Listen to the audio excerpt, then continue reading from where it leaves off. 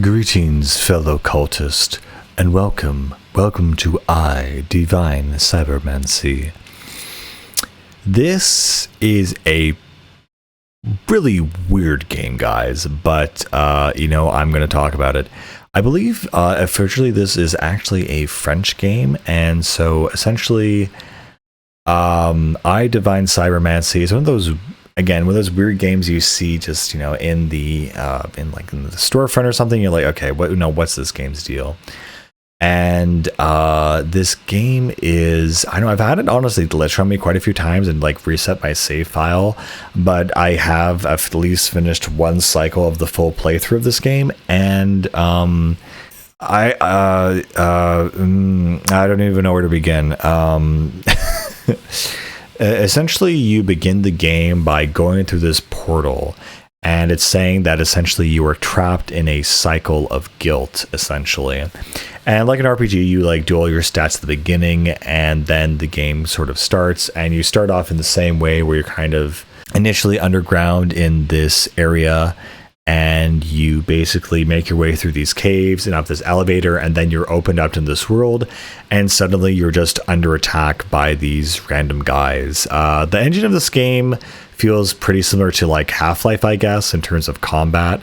And so you have dual-wield pistols, you have assault rifles, you have shotguns, you have a very cool energy sword that also makes like it can deflect bullets, but also create this really strong energy like wave beam attack, stuff like that.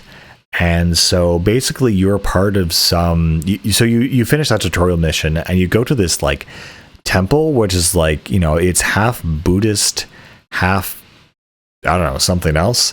And so you're somewhere in the future, and you do have access to all these weird sub powers like increased strength, jump, speed, invisibility, all that kind of stuff.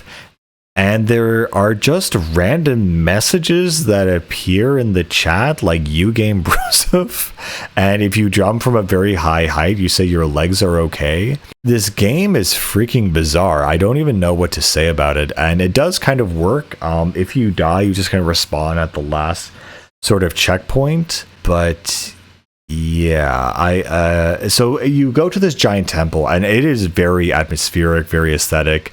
I really enjoy it a lot. It's really, really cool.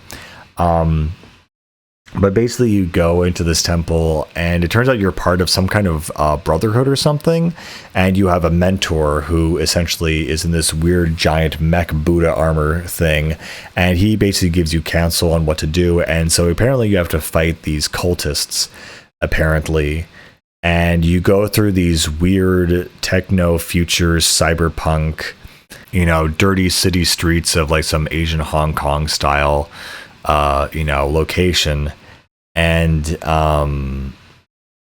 you just shoot people. You just shoot dudes. And there are things like gunships and other things that appear. And you do have a quest marker, so you do have a direction to go.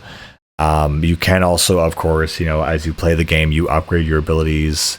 And in the main menu, your inventory is kind of this grid system, it's kind of like Resident Evil, but there's certain things that are limited and go in certain places. So you always have a melee weapon, and also usually some sidearms and your main weapon. And you basically just play this game and just let it take you. Like, I have no idea what's going on. I don't think anyone, if someone says they know what's going on in Divine Cybermancy, they are lying to you. They are absolutely 100% lying to you, because I have no idea what's going on. Sometimes your other fellow brothers will join you in the slaughter and purge of the cultists. Sometimes they won't, but this game, again, it has a very intense kind of interface and whatever. Again, you can play it, with melee combat or, guns. Guns are usually faster, honestly, and then probably the preferred way to go, but the melee combat is there. I really, it's a very interesting, weird game. There are also certain areas you have to take down, again, flying choppers, ships, these giant weird mechs. The art design and art direction of this game is also extremely interesting for what they essentially choose to do and how they represent things. Again, you kind of have dialogues with your mentor and the other members of the Brotherhood at the beginning of the level. Also, I believe the cultists are called Gians, and so they're kind of, you know, the bad guys essentially.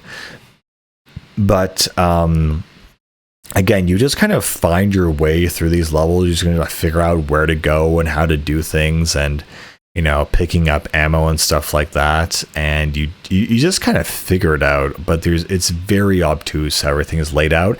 And I'm sure some areas have like infinitely spawning enemies. But yeah, it's just something you need to experience.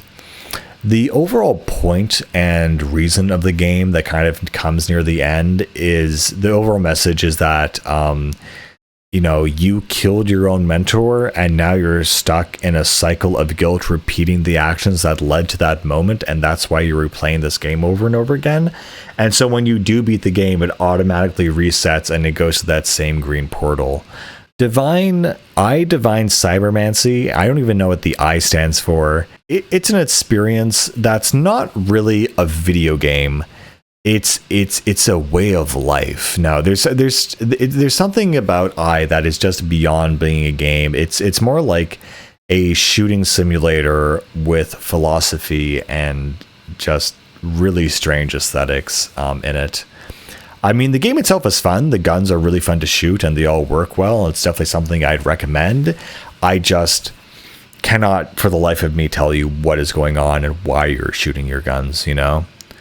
But aside from that, I do really recommend this game because I just want someone else to tell me what it actually is going on, or just for other people to experience it. And I think it's French or something, so maybe that's why it's so weird and out there. But yeah, not sure what else to say about it. It's a really crazy game. I think it's really neat. Oh, also, there's these cybernetic demons that come out, you know, at a certain point. It's really cool. Give it a chance. Anyway, that's all I got to say about this one, guys. I'll see you in the next one. Bye.